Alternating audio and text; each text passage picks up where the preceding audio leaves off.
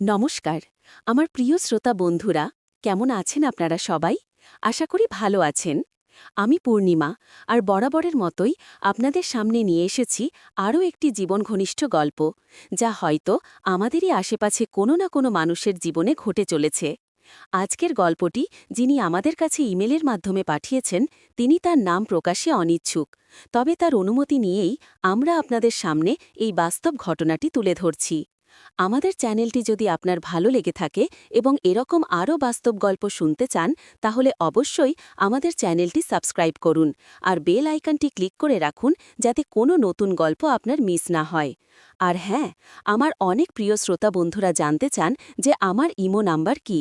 আপনাদের সবার ভালোবাসার জন্যই আমি এই গল্পটির কোনো এক অংশে আমার ইমো নাম্বারটি দেব, তাই ধৈর্য ধরে পুরো গল্পটি মন দিয়ে শুনুন। যদি আমার সাথে কথা বলতে চান, তাহলে পুরো গল্পটি শুনতে ভুলবেন না কিন্তু। তাহলে চলুন আর দেরি না করে শুরু করা যাক আজকের এই বিশেষ গল্পটি। শহরের এক কোণে ছোট একটা ছিমছাম পাড়ায় আমার ছোটবেলার বন্ধু রাজেশ থাকত। ওর সঙ্গে আমার সম্পর্কটা এত গভীর ছিল যে আমরা একে অপরের সব কথা জানতাম। রাজেশ ছিল আমার দেখা সবচেয়ে ভালো ছেলেগুলির মধ্যে একজন। শান্ত, ভদ্র আর দেখতেও মন্দ ছিল না। ওর হাসিটা ছিল এমন যা দেখলে যে কোনো মেয়ের মন গলে যাবে। রাজেশ একটা প্রাইভেট কোম্পানিতে চাকরি করত আর মোটামুটি সচ্ছলভাবে জীবনযাপন করত। ওর জীবনে প্রেম এসেছিল যখনও সবেমাত্র কলেজে দ্বিতীয় বর্ষে পড়ে। মেয়েটি ছিল ওরই ক্লাসের, নাম ছিল মিঠু। মিঠু ছিল দেখতে বেশ মিষ্টি, ছিপছিপে গড়ন, বড় বড় চোখ আর ঠোঁটে সবসময় একটা হাসি লেগে থাকত। ওদের প্রেমটা ছিল অনেকটা সিনেমার গল্পের মতো। কলেজ ক্যান্টিন থেকে শুরু করে পার্কের বেঞ্চ পর্যন্ত ওদের ভালোবাসার সাক্ষী ছিল। প্রায় 4 বছর ধরে ওদের সম্পর্ক চলেছিল। আমাদের বন্ধু মহলে ওরা ছিল পারফেক্ট কাপল। আমি রাজেশের কাছ থেকে মিঠু আর ওর সম্পর্কের গল্প শুনতে শুনতে বড় হয়েছি। রাজেশ মিঠুর ব্যাপারে এত খুঁটিনাটি বলতো যে আমার মনে হতো আমি যেন ওদের প্রেম চক্রের এক অদৃশ্য অংশ। মিঠুর বাড়িটা ছিল ওদের বাড়ি থেকে খুব বেশি দূরে নয়, হেঁটে গেলে মিনিট 15 লাগত। তাই রাজেশ প্রায়ই মিঠুর বাড়িতে যেত, বিশেষ করে বিকেলে বা ছুটির দিনে, যখন মিঠু বাড়িতে একা থাকত বা ওর মা কিছু কাজে ব্যস্ত থাকতেন। মিঠুর মা মালতী দেবী, তিনি ছিলেন একজন গৃহিণী। মিঠুর বাবা বেশিরভাগ সময়ই কর্মসূত্রে শহরের বাইরে থাকতেন, তাই মালতী দেবী একরকম একাই সংসার সামলাতেন। প্রথম যখন মালতী দেবীর সঙ্গে রাজেশের পরিচয় হয়, তখন মালতী দেবী রাজেশের ভদ্রতা আর বিনয় দেখে খুবই খুশি হয়েছিলেন। তিনি রাজেশকে ছেলের মতোই দেখতেন। মাঝে মাঝে মিঠুকে বলতেন, রাজেশ ছেলেটা সত্যিই খুব ভালো, এমন ছেলে আজকাল আর দেখা যায় না। এই কথাগুলো শুনে রাজেশ নিজেকে খুব ভাগ্যবান মনে করত। রাজেশ ধীরে ধীরে মিঠুর বাড়িতে আরও বেশি সাবলীল হয়ে উঠল। মিঠুর মায়ের সাথে ওর সম্পর্কটা এমন বন্ধুত্বপূর্ণ হয়ে গেল যে রাজেশ মিঠুকে না পেলে মালতী দেবীর সাথেই গল্প জুড়ে দিত। মালতী দেবীও রাজেশের সাথে গল্প করতে খুব ভালোবাসতেন। রাজেশের কথা বলার ধরন, ওর কৌতুক আর সব বিষয়ে ওর গভীর জ্ঞান মালতী দেবীকে মুগ্ধ করত। মালতী দেবী রাজেশের সাথে কথা বলতে গিয়ে যেন নিজের একাকিত্ব কিছুটা হলেও ভুলতে পারতেন। আমি খেয়াল করেছিলাম, রাজেশ যখন মিঠুর বাড়ির গল্প করত, তখন মালতী দেবীর কথা একটু বেশিই বলত। প্রথম প্রথম ভাবতাম হয়তো মিঠুর মা ওকে খুব আদর করেন, তাই এমনটা বলছে। কিন্তু ধীরে ধীরে লক্ষ্য করলাম ওর কথায় মালতী দেবীর প্রতি একটা অন্যরকম মুগ্ধতা প্রকাশ পেত, যা আমি আগে কখনো দেখিনি। একদিন ছুটির দুপুরে আমি আর রাজেশ আমাদের প্রিয় চায়ের দোকানে বসেছিলাম। রাজেশ সেদিন একটু আনমনা ছিল। আমি ওর দিকে তাকিয়ে বললাম, "কি রে, আজ কি হয়েছে তোর? মিঠুর সাথে ঝগড়া হয়েছে নাকি?" রাজেশ দীর্ঘশ্বাস ফেলে বলল, "না রে, ঝগড়া হয়নি, কিন্তু কেমন যেন একটা অস্থিরতা কাজ করছে মনের মধ্যে।" আমি কৌতূহলী হয়ে বললাম, "অস্থিরতা? কিসের অস্থিরতা?" রাজেশ ইতস্তত করে বলল, "কিছুদিন ধরে মিঠুর বাড়িতে গেলে মিঠুর মা কেমন যেন আমার দিকে অন্যভাবে তাকান। ঠিক বুঝতে পারি না সেটা কিসের দৃষ্টি, আমার ভুলও হতে পারে।"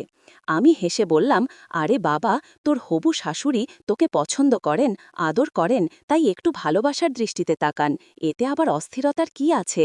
রাজেশ মাথা নাড়ল, "না পূর্ণিমা, ব্যাপারটা ঠিক সেরকম নয়। ওর তাকানোর মধ্যে একটা গভীরতা থাকে, যেটা আমার ভেতরে কেমন যেন একটা আলোড়ন তোলে। মাঝে মাঝে মনে হয় উনি যেন আমার ভেতরের কথাগুলো পড়তে পারেন।"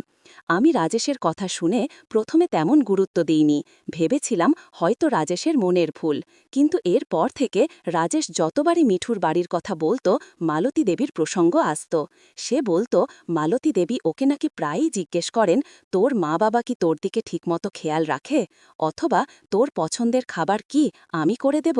এই ধরনের সাধারণ কথাগুলো রাজেশের কাছে কেমন যেন অস্বাভাবিক লাগত। মাসখানেক পরের কথা, একদিন খুব বৃষ্টি হচ্ছিল। রাজেশ মিঠুর বাড়িতে গিয়েছিল। মিঠু সেদিন ওর এক বান্ধবীর বাড়িতে অ্যাসাইনমেন্ট তৈরি করতে গিয়েছিল, ফিরে আসতে একটু দেরি হবে। রাজেশ জানত না মিঠু নাই, তাই মিঠুর ফোনে ধরছিল না বলে সরাসরি বাড়িতে চলে গিয়েছিল। মালতী দেবী দরজা খুলে রাজেশকে দেখে একটু অবাক হয়েছিলেন, কিন্তু মুখে হাসি নিয়েই বলেছিলেন, আরে রাজেশ, এসো, এত বৃষ্টিতে ভিজে এসেছ, মিঠু তো বাড়িতে নেই, ও ওর বান্ধবীর বাড়ি গেছে, ভেতরে এসো, গরম চা দিচ্ছি। রাজেশ ভেতরে ড্রয়িং রুমে বসল। বৃষ্টিতে ভিজে ওর চুল আর শার্ট ভিজে গিয়েছিল। মালতী দেবী ওর দিকে একটা তোয়ালে এঁঠিয়ে দিলেন। রাজেশ তোয়ালে দিয়ে চুল মুছতে মুছতে মালতী দেবীর দিকে তাকালো। মালতী দেবী তখন ওর ভেজা শার্টের দিকে তাকিয়ে মৃদু হেসে বললেন, তোমার শার্টটা তো পুরো ভিজে গেছে, এটা খুলে ফেলো, নয়তো ঠান্ডা লেগে যাবে, আমি তোমার জন্য একটা শুকনো গেঞ্জি নিয়ে আসছি। রাজেশ প্রথমে একটু ইতস্তত করল। একজন হবু শাশুড়ির সামনে ভেজা শার্ট খোলাটা কেমন যেন লাগল, কিন্তু মালতী দেবীর চোখের দিকে তাকিয়ে সে কোনো আপত্তি করতে পারল না। মালতী দেবীর চোখের গভীরে সেদিন রাজেশ এক অদ্ভুত আশ্রয় খুঁজে পেয়েছিল। সে মাথা নেড়ে ভেজা শার্টটা খুলল। মালতী দেবী ওর জন্য একটা সাদা টি শার্ট নিয়ে এলেন, যেটা হয়তো মিঠুর বাবার ছিল। এটা পরে নাও বাবা, ততক্ষণ আমি চা আর গরম পকোড়া ভেজে আনছি, মালতী দেবী হাসি মুখে বললেন। রাজেশ টি শার্টটা পরে নিল। টি শার্টটা ওর শরীরের তুলনায় কিছুটা বড় হলেও ভিজে শার্টের অস্বস্তি থেকে বাঁচা দেল। মালতী দেবী রান্নাঘরে গেলেন।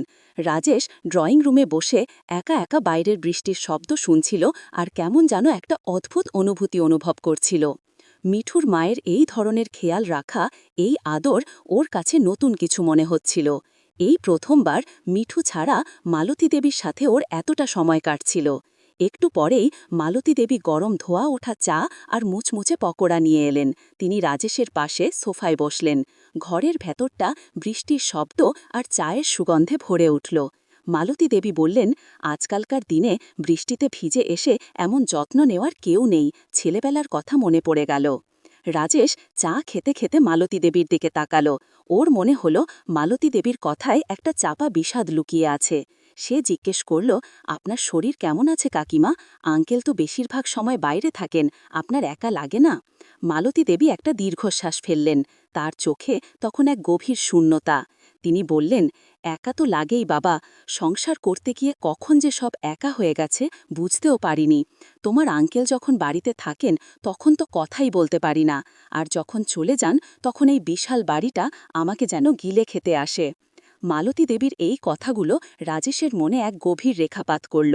ওর মনে হলো এই মহিলাই তার মিঠুর মা, কিন্তু এই মুহূর্তে মালতী দেবী যেন একজন খুব সাধারণ একাকী নারী। ওর মনে হলো সে যেন মালতী দেবীর ভেতরের কষ্টটা দেখতে পারছে। কথাবার্তা বলতে বলতে কখন যে সন্ধ্যা নেমে এলো ওরা টেরে পেল না। মিঠু তখনও ফেরেনি। বাইরে বৃষ্টির তেজ একটু কমেছিল। মালতী দেবী উঠে গিয়ে জানালার পর্দা টেনে দিলেন, ঘরের আলো জ্বেলে দিলেন। সেই আলোয় মালতী দেবীর মুখে এক অদ্ভুত মায়া দেখাচ্ছিল। তার চুলগুলো ছিল একটু অগোছালো, শাড়ির আঁচলটা একটু সরে গিয়েছিল, আর তার কপাল থেকে কিছু ঘামের বিন্দু চিকচিক করছিল। এই প্রথম রাজেশ মালতী দেবীকে এত কাছ থেকে দেখল। ওর বয়স 40-এর কোঠায় হলেও তার চেহারায় একটু স্নিগ্ধ সৌন্দর্য ছিল, যা মিঠুর তারুণ্য থেকেও আলাদা এক আকর্ষণ তৈরি করছিল। রাজেশের বুকের ভেতরটা হঠাৎই কেমন যেন এক অন্যরকম অনুভূতিতে ভরে উঠল। সে নিজের অজান্তেই মালতী দেবীর দিকে তাকিয়ে রইল। মালতী দেবী ফিরে এসে রাজেশের পাশের সোফায় আবারও বসলেন। তখন হঠাৎ করে বিদ্যুৎ চলে গেল। গোটা বাড়ি অন্ধকার হয়ে গেল। শুধু জানালার ফাঁক দিয়ে বৃষ্টির কারণে শহরের আবছা আলো আসছিল। হায় ভগবান! এখন এই সময়েই কারেন্ট গেল। মালতী দেবী একটু হতাশ হয়ে বললেন। রাজেশ হেসে বলল, ঠিক আছে কাকিমা, আমি তো আছি, আর মোবাইল তো আছেই। সে তার মোবাইলটা বের করে টর্চ জ্বালিয়ে দিল। মোবাইলের আবছা আলোয় মালতী দেবীর মুখ আরও রহস্যময় লাগছিল। মালতী দেবী বললেন, ভালোই হলো, আজ আর মিঠুর জন্য অপেক্ষা করতে হবে না। ও আসুক না আসুক, আমরা তো একটু গল্পের ফাঁকে চা পকোড়া খেলাম। সেই মুহূর্তটায় রাজেশের মনে হল মালতী দেবীর এই কথাগুলো যেন ওর মনের গভীরে গিয়ে লাগল। মিঠুর জন্য অপেক্ষা করতে হবে না, এই কথাটা তাকে এক অন্যরকম বার্তা দিল। ওর মনে হল এই অন্ধকার আর এই নীরবতা যেন ওদের দুজনের মধ্যে একটা অদৃশ্য সেতু তৈরি করছে। হঠাৎই মালতী দেবীর হাতটা রাজেশের হাতের ওপর এসে পড়ল। সম্ভবত অন্ধকারে ভুল করে লেগেছিল, কিন্তু মালতী দেবী হাতটা সরিয়ে নিলেন না। রাজেশের শরীরের ভেতর দিয়ে একটা শিহরণ বয়ে গেল। মালতী দেবীর হাতের স্পর্শটা ছিল অসম্ভব নরম আর উষ্ণ। রাজেশও তার হাতটা সরিয়ে নিল না। দুজনেই নীরব, শুধু ওদের হৃৎপিণ্ডের ধুকফুক শব্দ আর বৃষ্টির রিমঝিম শব্দ ছাড়া আর কিছুই শোনা যাচ্ছিল না। এই নীরবতা ভাঙল মালতী দেবীর চাপা স্বরে। রাজেশ, আমার খুব একা লাগে। এই কথাগুলো রাজেশের মনে এক অদ্ভুত প্রভাব ফেলল। তার মনে হল এই মহিলাই এতক্ষণ ধরে তার ভেতরের কষ্টটা লুকিয়ে রেখেছিলেন, আর এই অন্ধকার আর একাকিত্বে তার সব বাঁধন যেন আলগা হয়ে গেছে। রাজেশ নিজের অজান্তেই মালতী দেবীর হাতের উপর তার অন্য হাতটি রাখল। সে অনুভব করল মালতী দেবীর হাতটা হালকা কাঁপছে। আমি আছি তো কাকিমা, রাজেশ খুব শান্ত গলায় বলল। তার গলার স্বরটাও কেমন যেন ভারী হয়ে গিয়েছিল। মালতী দেবী রাজেশের হাতটা আরও শক্ত করে ধরলেন। তার চোখে জল এসে গিয়েছিল। তুমি ভালো ছেলে রাজেশ, মিঠু খুব ভাগ্যবতী যে তোমাকে পেয়েছে। এই কথাগুলো শুনতে শুনতে রাজেশের বুকের ভেতরটা মোচড় দিয়ে উঠল। মিঠুর কথা মনে পড়তেই ওর নিজেকে অপরাধী মনে হতে লাগল।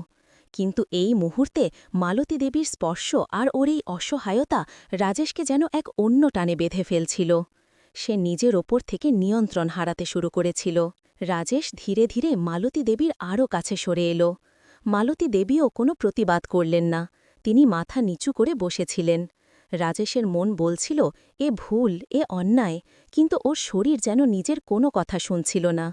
মালতী দেবীর শরীরের ঘ্রাণ, ওর উষ্ণতা, ওর হাতের স্পর্শ সব মিলিয়ে রাজেশের মাথা ঘোরানো এক অনুভূতি হচ্ছিল। রাজেশ এবার তার অন্য হাতটা মালতী দেবীর কাঁধের ওপর রাখল। মালতী দেবী সামান্য কেঁপে উঠলেন, কিন্তু সরে গেলেন না। তিনি মুখ তুলে রাজেশের দিকে তাকালেন। মোবাইল টর্চের আবছা আলোয় তাদের চোখাচোখি হল। সেই দৃষ্টিতে ছিল এক অজানা আকুতি, এক চাপা বাসনা। রাজেশের মনে হল মালতী দেবী যেন তার চোখের ভেতর দিয়ে ওর মনের সব কথা পড়ে নিতে পারছেন। রাজেশের হাতটা ধীরে ধীরে মালতী দেবীর কাঁধ থেকে পিঠের দিকে নেমে গেল। সে অনুভব করতে পারছিল মালতী দেবীর শাড়ির নিচে তার শরীরটা কতটা উষ্ণ। মালতী দেবী এবার ধীরে ধীরে রাজেশের দিকে হেলে পড়লেন। তার মাথাটা রাজেশের কাঁধে এসে ঠেকল। রাজেশের সমস্ত শরীর যেন বিদ্যুৎস্পৃষ্ট হল। সে নিজেকে সামলাতে পারল না। তার হাতটা আরও গভীরে নেমে গেল মালতী দেবীর কোমরের দিকে। এই মুহূর্তটা যেন অনন্তকাল ধরে চলছিল। বাইরের বৃষ্টি আরও বাড়ছিল, যেন প্রকৃতিও ওদের এই গোপন মুহূর্তের সাক্ষী হচ্ছিল। রাজেশের মনে হচ্ছিল সে যেন কোনো এক চোরা বালিতে আটকে পড়েছে, যেখান থেকে তার বের হওয়ার কোনো পথ নেই। মালতী দেবীর নরম শরীরের স্পর্শে সে নিজেকে পুরোপুরি হারিয়ে ফেলেছিল। রাজেশ সাহস করে মালতী দেবীর চুলে হাত বুলাতে শুরু করল। তার চুলগুলো ছিল নরম আর সিল্কের মতো। মালতী দেবী কোনো কথা বলছিলেন না, শুধু নিজের মাথাটা রাজেশের কাঁধে আরও শক্ত করে চেপে ধরলেন। রাজেশের কানে মালতী দেবীর দ্রুত নিঃশ্বাসের শব্দ স্পষ্ট শোনা যাচ্ছিল। সে বুঝতে পারছিল মালতীর ভেতরেও এক গভীর ঝড় বইছে। আমার প্রিয় শ্রোতা বন্ধুরা, আমি জানি আপনাদের মনে প্রশ্ন আসছে, এরপর কি হল? সেই রাতের ঘটনা কি ওদের জীবনকে বদলে দিল?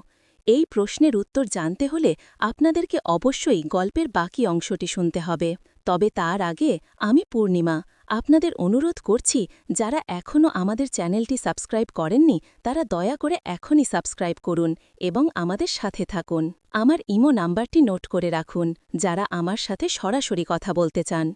01700055555। এখানে একটি কাল্পনিক ইমো নাম্বার ব্যবহার করা হয়েছে। গল্পে ফিরে আসি। সেই রাতে মিঠুর বাড়ি ফেরার আগেই মালতী দেবীর সাথে রাজেশের এক নতুন সম্পর্ক তৈরি হয়ে গিয়েছিল, যার কোনো নাম ছিল না, কোনো সামাজিক স্বীকৃতি ছিল না। কিন্তু তাদের দুজনের ভেতরে সেই টান, সেই আবেগ, সেই অসহায়তা সব কিছুর ঊর্ধ্বে গিয়ে এক গভীর বন্ধনে আবদ্ধ করেছিল। যখন বিদ্যুৎ ফিরে এলো তখন মালতী দেবী আর রাজেশ যেন ভিন্ন মানুষ। তাদের চোখাচোখিতে সেই মুহূর্তের গভীরতা স্পষ্ট। তাদের মুখ নিচু, কিন্তু ভেতরে এক চাপা উত্তেজনা। যখন মিঠু ফিরল তখন রাত প্রায় ৯টা। সে এসে দেখল রাজেশ আর মা ড্রয়িং রুমে বসে চা খাচ্ছে। মিঠু হেসে বলল, আরে রাজেশ, তুমি কখন এলে? আর মা, তুমি একা একা কেন চা খাচ্ছ? আমার জন্য কিছু নেই? মালতী দেবী একটু অস্বস্তিতে পড়ে গেলেন। তিনি হাসার চেষ্টা করে বললেন, আরে বাবা, তুই কখন আসবি তার কি ঠিক আছে? আয়, তোর জন্য চা করে দিচ্ছি। আর রাজেশ তো অনেকক্ষণ আগেই এসেছে, বৃষ্টির কারণে আটকে গেছে। রাজেশ স্বাভাবিক হওয়ার চেষ্টা করল। সে মিঠুর দিকে তাকিয়ে হাসল। অনেকক্ষণ ধরেই আছি, ভাবছিলাম তুমি কখন ফিরবে। মিঠু কোনো কিছু বুঝতে পারল না। সে নিজের কাজে ব্যস্ত হয়ে পড়ল। কিন্তু রাজেশ আর মালতী দেবীর একে অপরের দিকে লুকানো দৃষ্টি, তাদের চাপা অস্বস্তি, সবকিছুই যেন সেই রাতের ঘটনা সাক্ষী হয়ে রইল। মিঠু রান্নাঘরে মায়ের সাথে গল্প করতে করতে চা পান করছিল, আর রাজেশ ড্রয়িং রুমে বসে অস্থিরভাবে নিজের হাত ঘষছিল। তার মনে হাজারো প্রশ্ন ঘুরপাক খাচ্ছিল। এটা কি ছিল? মুহূর্তের দুর্বলতা, নাকি এক নতুন সম্পর্কের সূচনা, যার পরিণতি হতে পারে ভয়াবহ? সেদিন রাতে বাড়ি ফিরে রাজেশের ঘুম হয়নি। মালতী দেবীর উষ্ণ স্পর্শ, তার অসহায় আকুতি, সব মিলিয়ে এক তীব্র দহন তাকে বিচলিত করছিল। একদিক দিয়ে মিঠুর প্রতি অপরাধবোধ, অন্য দিক দিয়ে মালতী দেবীর প্রতি এক অজানা টান, এই দুইয়ের দ্বন্দ্বে সে ছটপট করছিল। পরদিন সকালে সে আমাকে ফোন করে ডেকেছিল। ওর মুখ দেখে আমি বুঝলাম কিছু একটা হয়েছে। সে সাধারণত এত চুপচাপ থাকে না। কি হয়েছে রে তোর? মুখটা এমন শুকনো দেখাচ্ছে কেন? আমি জিজ্ঞাসা করলাম। রাজেশ এক দীর্ঘশ্বাস ফেলে বলল, পূর্ণিমা, আমার মনে হয় আমি একটা মস্ত বড় ভুল করে ফেলেছি। আমি অবাক হয়ে ওর দিকে তাকালাম। ভুল? কিসের ভুল? মিঠুর সাথে কিছু হয়েছে? রাজেশ মাথা নেড়ে জানালো যে মিঠুর সাথে কিছু হয়নি। তারপর ইতস্তত করে আমাকে আগের রাতের ঘটনাটা বলল। তার কথা শুনতে শুনতে আমি হতবাক হয়ে গেলাম। মালতী দেবীর সাথে তার এমন একটা সম্পর্ক তৈরি হয়েছে, এটা আমার কল্পনারও অতীত ছিল। আমি তাকে জিজ্ঞাসা করলাম, তুই নিশ্চিত এটা তোর ভুল, নাকি মালতী দেবীর কোনো চাতুরি? রাজেশ বলল, না রে, কাকিমার চোখে আমি কোনো চাতুরি দেখিনি, শুধু দেখেছি এক গভীর শূন্যতা, এক অসহায়তা। আমার মনে হয় উনি খুবই একা। আমি কিছুক্ষণ চুপ করে রইলাম। তারপর বললাম, দেখ রাজেশ, যা হবার হয়ে গেছে, কিন্তু এর পর কি করবি? মিঠু যদি জানতে পারে তাহলে কি হবে? রাজেশ মাথা নিচু করে বলল, আমি জানি না পূর্ণিমা, আমি নিজেও বুঝতে পারছি না কি করব।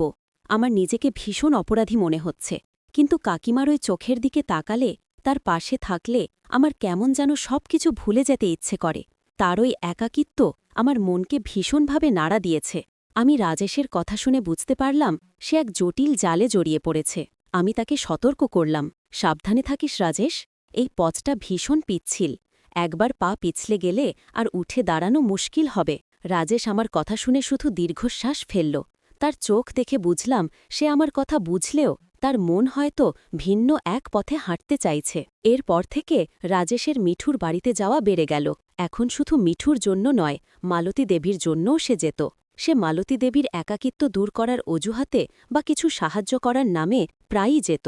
সে জানে মিঠুর বাবা বেশিরভাগ সময়ই কর্মসূত্রে শহরের বাইরে থাকেন, তাই মালতী দেবী এক রকম একাই সংসার সামলান। এই সুযোগটা কাজে লাগাত রাজেশ। মালতী দেবীও যেন রাজেশের জন্য অপেক্ষা করতেন। তাদের মধ্যে কথা বলার সময়, চোখে চোখ পড়ার সময়, অথবা অজান্তে স্পর্শ হওয়ার সময় এক অন্যরকম বিদ্যুৎ প্রবাহ খেলে যেত। তাদের এই গোপন সম্পর্কটা ধীরে ধীরে আরও গভীর হতে শুরু করল। মালতী দেবী রাজেশের জন্য নতুন নতুন পদ রান্না করে রাখতেন।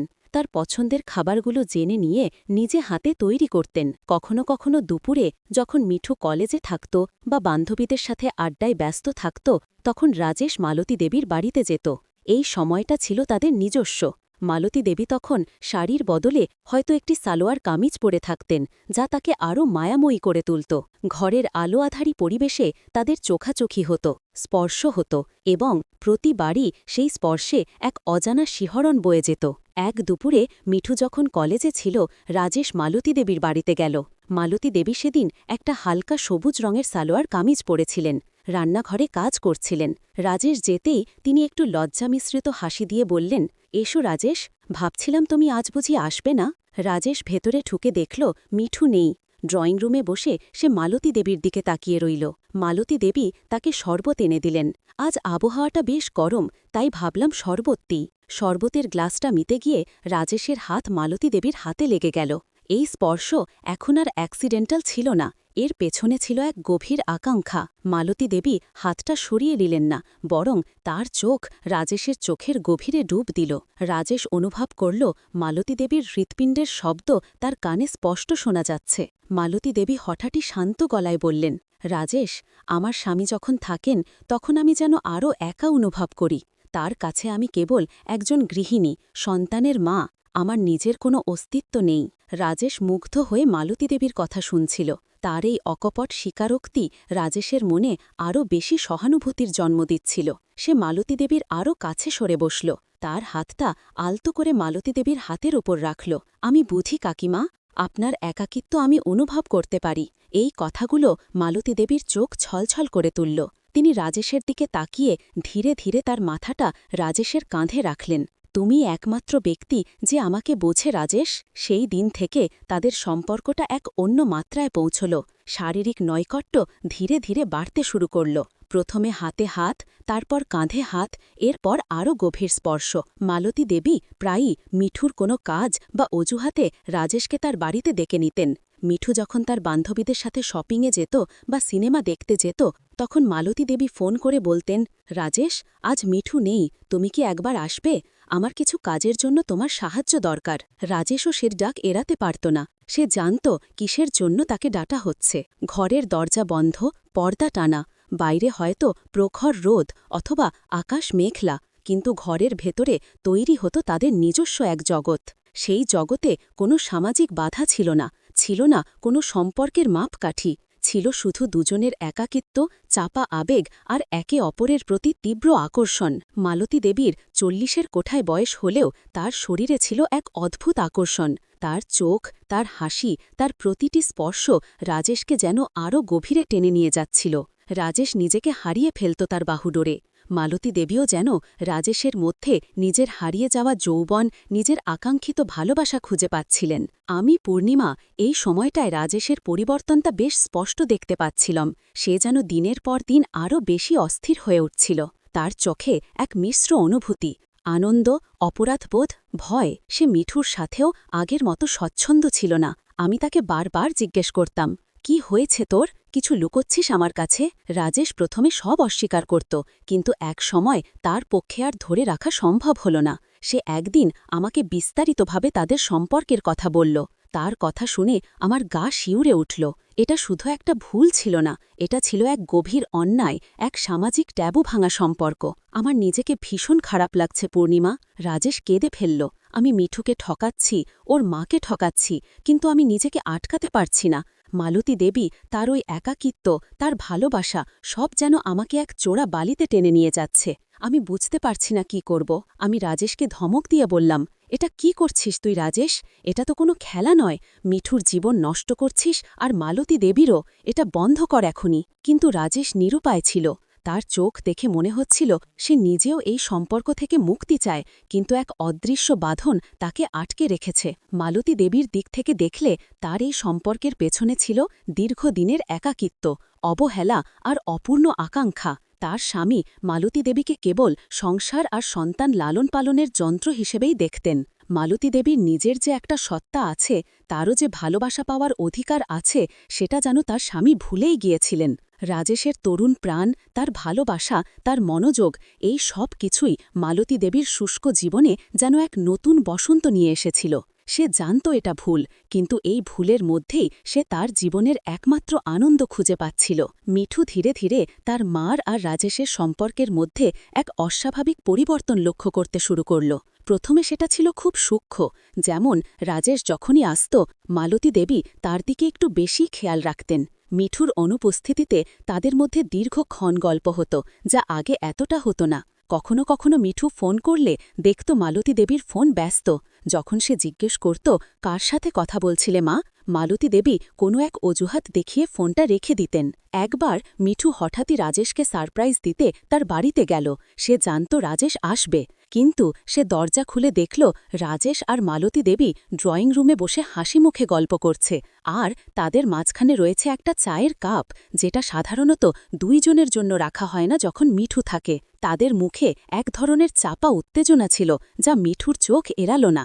আরে তোমরা দুজন এত কি গল্প করছো, আর আমাকে ডাকনি কেন? মিঠু একটু অভিমান নিয়ে বলল। মালতী দেবী সঙ্গে সঙ্গে স্বাভাবিক হওয়ার চেষ্টা করলেন। আরে তুই তো বলেছিলি দেরি হবে, আমরা ভাবলাম তুই হয়তো আসবি না। আয়, তোর জন্য চা দিচ্ছি। রাজেশও তাড়াতাড়ি করে একটা অন্য চেয়ারে সরে বসল। তার মুখটা কেমন যেন ফ্যাকাশে হয়ে গিয়েছিল। মিঠু বুঝতে পারছিল না কি হচ্ছে, কিন্তু তার মনে একটা খটকা রয়ে গেল। এরপর থেকে মিঠু আরও বেশি সতর্ক হতে শুরু করল। সে দেখল যখন সে থাকে তখন মা আর রাজেশের মধ্যে এক ধরনের দূরত্ব বজায় থাকে, কিন্তু যখন সে বাড়ি থেকে বেরোয়, বিশেষ করে যখন রাজেশ আসে, তখন তাদের চোখে মুখে এক অদ্ভুত ঘনিষ্ঠতা দেখা যায়। মালতী দেবী প্রায়ই রাজেশকে অতিরিক্ত আদর করতেন, তার ভেজা চুল মুছে দিতেন বা খাবার খাওয়ানোর সময় তার মুখে তুলে দিতেন, এমন সব কাজ যা মিঠুর বাবাও কখনো করতেন না। মিঠু প্রথমে ভেবেছিল এটা হয়তো মায়ের স্নেহের প্রকাশ, কিন্তু ধীরে ধীরে তার মনে সন্দেহ বাসা বাঁধতে শুরু করল। একদিন মিঠু তার বান্ধবী রিমির বাড়িতে যাওয়ার কথা বলে বেরোল, কিন্তু একটু পরেই আবার বাড়িতে ফিরে এলো একটা বই নেওয়ার জন্য, যেটা সে ভুল করে রেখে গিয়েছিল। দরজাটা খোলা ছিল। ভেতরে ঢুকেই সে যা দেখল তাতে তার পায়ের তলা থেকে মাটি সরে গেল। ড্রয়িং রুমে সোফার ওপর রাজেশ আর মালতী দেবী একে অপরের খুব কাছাকাছি বসেছিলেন। মালতী দেবীর মাথা রাজেশের কাঁধে হেলেছিল, আর রাজেশের হাত মালতী দেবীর কোমরে। তাদের চোখাচোখি ছিল এমন গভীর, এমন কিছু যা মিঠু তার মায়ের চোখে আগে কখনো দেখেনি। সেই দৃশ্য দেখে মিঠুর শ্বাস বন্ধ হয়ে যাওয়ার উপক্রম হল। তার হাতে ধরা বইটি মেঝেতে পড়ে গেল সশব্দে। বই পড়ার শব্দে রাজেশ আর মালতী দেবী দুজনেই চমকে উঠল। তারা একসঙ্গে মিঠুর দিকে তাকাল। মিঠুর চোখে তখন অবিশ্বাস, রাগ আর এক গভীর যন্ত্রণা। তার চোখ থেকে জল আসছিল, কিন্তু সে কোনো শব্দ করতে পারছিল না। তার সারা শরীর কাঁপছিল। মিঠু, রাজেশ তোতলাতে শুরু করল। তার মুখটা সাদা হয়ে গিয়েছিল। মালতী দেবীর মুখও ফ্যাকাশে। তিনি দ্রুত রাজেশের থেকে সরে বসলেন। তার চোখে এক তীব্র ভয়। মিঠু, তুই কখন এলি? মিঠু কোনো কথা বলতে পারল না। তার চোখ দিয়ে শুধু টপ টপ করে জল পড়ছিল। সে ভেতরের সব কিছু দেখে ফেলেছে, এটা তাদের দুজনের কাছেই স্পষ্ট ছিল। মিঠুর মনে হল তার পৃথিবীটা যেন মুহূর্তের মধ্যে ভেঙে খান খান হয়ে গেছে। তার প্রেম, তার মায়ের প্রতি বিশ্বাস, সব যেন মিথ্যা প্রমাণিত হল। এটা কি? মিঠু কোনো মতে তার গলার স্বর খুঁজে পেল। তার কণ্ঠস্বরে ছিল তীব্র ঘৃণা আর অবিশ্বাস। এটা কি হচ্ছে এখানে? মা, রাজেশ, তোমরা এটা কি করছো? মালতী দেবী উঠে দাঁড়িয়ে মিঠুর দিকে এগিয়ে আসতে চাইলেন। মিঠু, শোন মা, আসলে মিঠু পিছিয়ে গেল। ছুঁয়ো না আমাকে। তোমরা আমার সাথে এমন জঘন্য কাজ কিভাবে করতে পারলে? রাজেশ সোফা থেকে উঠে দাঁড়াল। সে মিঠুর দিকে তাকানোর সাহস পাচ্ছিল না। মিঠু, প্লিজ শোন, আমরা আর কোনো কথা শুনতে চাই না। মিঠু চিৎকার করে উঠল। আমি তোমাদের দুজনের মুখও দেখতে চাই না। বেরিয়ে যাও আমার বাড়ি থেকে। তার গলার স্বর ভেঙে যাচ্ছিল। মালতী দেবী মুখ নিচু করে অসহায়ভাবে দাঁড়িয়ে রইলেন। তার চোখ থেকে অঝরে জল পড়ছিল। রাজেশও মাথা নিচু করে রইল। সে বুঝতে পারছিল তার সব শেষ হয়ে গেছে।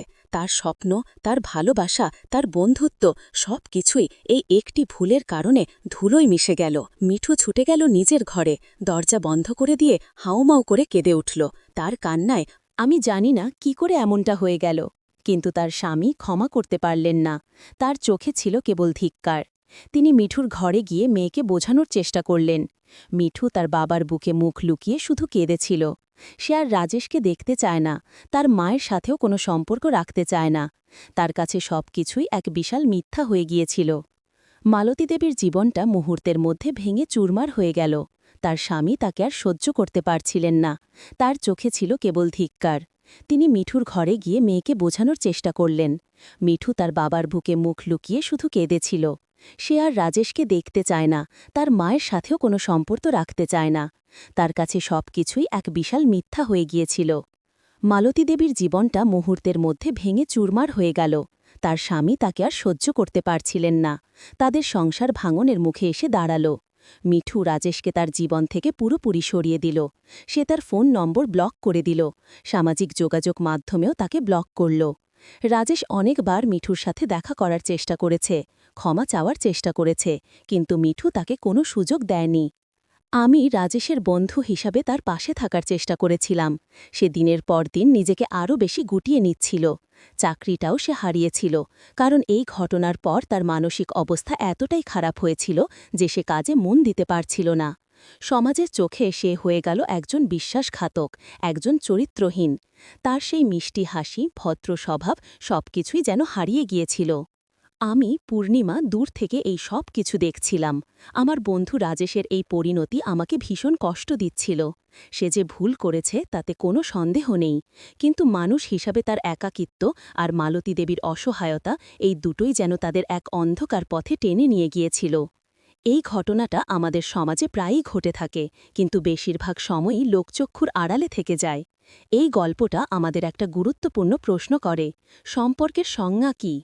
ভালোবাসা কি কেবল তরুণ তরুণীর মধ্যেই সীমাবদ্ধ, নাকি একাকিত্ব আর অবহেলা মানুষকে এমন এক পথে নিয়ে যেতে পারে যা সমাজ কখনো মেনে নিতে পারে না? এরপরের বছরগুলোতে রাজেশকে আমি দেখেছি এক নিঃসঙ্গ জীবন কাটাতে। সে আর কখনো কোনো সম্পর্কে জড়ায়নি, তার মুখে হাসি ফিরে আসেনি। তার চোখ দেখলেই বোঝা যেত এক গভীর অনুশোচনা তাকে কুরে কুরে খাচ্ছে। সে তার পুরনো জীবন, তার ভালোবাসার মিঠু আর তার মায়ের প্রতি করা অন্যায়ের জন্য সারা জীবন নিজেকে ক্ষমা করতে পারেনি। মিঠুর জীবনটাও কম ট্র্যাজিক ছিল না।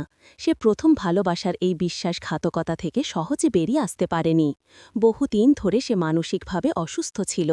তার বাবারা অনেক চেষ্টা করে তাকে কাউন্সেলরের কাছে নিয়ে গিয়েছিলেন। ধীরে ধীরে সে কিছুটা স্বাভাবিক জীবনে ফিরে এলেও তার মনে একটা গভীর ক্ষত রয়ে গিয়েছিল। সম্পর্কের প্রতি তার বিশ্বাস ভেঙে গিয়েছিল। সে অনেক দিন পর্যন্ত নতুন কোনো সম্পর্ক তৈরি করতে ভয় পেত। তার মনে সর্বদা এই ভয় কাজ করত যে হয়তো আবার সে ঠকে যাবে, আবার তার বিশ্বাস ভেঙে যাবে। মালতী দেবীর ক্ষেত্রে কি হল? তার স্বামীর সাথে তার সম্পর্ক সম্পূর্ণ বিচ্ছিন্ন হয়ে গিয়েছিল। তারা কাগজে কলমে একসাথে থাকলেও তাদের মধ্যে আর কোনো সম্পর্ক ছিল না। মালতী দেবীও সমাজের চোখে ঘৃণার পাত্রী হয়েছিলেন। তার আত্মীয় স্বজনরাও তাকে এড়িয়ে চলত। তার একাকিত্ব আরও প্রকট হয়েছিল, তবে এবার এই একাকিত্ব ছিল তার নিজের ভুলের ফল। তাকে এখন এক বিশাল অনুশোচনা আর নিঃসঙ্গতার সমুদ্রে ভাসতে হয়েছিল, যেখানে রাজেশের মতো কোনো তরুণ তার পাশে এসে দাঁড়ানোর মতো ছিল না। তার মুখের হাসি সম্পূর্ণ হারিয়ে গিয়েছিল। তিনি এক জীবন্ত লাশে পরিণত হয়েছিলেন। আমার প্রিয় শ্রোতা বন্ধুরা, এই গল্পটি যখন আমি রাজেশের কাছ থেকে শুনেছিলাম, তখন আমার মনে হাজারো প্রশ্ন জেগেছিল। এটা কি শুধুই কামনার খেলা ছিল, নাকি একাকিত্বের অভিশাপ? আমি জানি না এর সঠিক উত্তর কি, তবে একটা কথা বলতে পারি, আমাদের চারপাশের মানুষগুলো কতটা জটিল জীবনযাপন করে তার একটা ক্ষুদ্র অংশ এই গল্পে উঠে এসেছে। এই গল্পটি আমাদের শিখিয়ে যায় যে প্রতিটি সম্পর্কের একটা সীমানা থাকে। সেই সীমানা অতিক্রম করলে তার ফল হয় ভয়াবহ। ভালোবাসা, বিশ্বাস আর সততা, এই তিন স্তম্ভের ওপরই প্রতিটি সম্পর্ক দাঁড়িয়ে থাকে। এর কোনো একটি দুর্বল হয়ে পড়লে পুরো সম্পর্কটাই ভেঙে পড়ার সম্ভাবনা থাকে। আমি পূর্ণিমা আপনাদের অনুরোধ করছি, আপনারা এই গল্পের বিষয়ে কি ভাবছেন তা আমাদের কমেন্ট বক্সে জানান। আপনারাও যদি আপনাদের কোনো বাস্তব জীবনের গল্প আমাদের সাথে শেয়ার করতে চান, তাহলে আমার ইমো নাম্বারে যোগাযোগ করতে পারেন। আমার ইমো নাম্বারটি আবারও বলছি, 017-XXX। এই গল্পটি হয়তো অনেককেই ভাবাবে, অনেককেই কষ্ট দেবে, কিন্তু বাস্তবতা এমনই হয় কখনো কখনো। জীবন থেমে থাকে না, কিন্তু কিছু ক্ষত সারা জীবন থেকে যায়। এই গল্পের চরিত্রগুলো তাদের ভুল থেকে কি শিখল তা হয়তো আমরা পুরোপুরি জানতে পারব না, কিন্তু আমরা দর্শক হিসাবে তাদের এই অভিজ্ঞতা থেকে নিজেদের জন্য শিক্ষা নিতে পারি। আজকের মতো এইটুকুই, আবার দেখা হবে নতুন কোনো জীবন ঘনিষ্ঠ গল্প নিয়ে। ততদিন পর্যন্ত সুস্থ থাকুন, ভালো থাকুন আর সম্পর্কের মূল্য দিতে শিখুন। নমস্কার।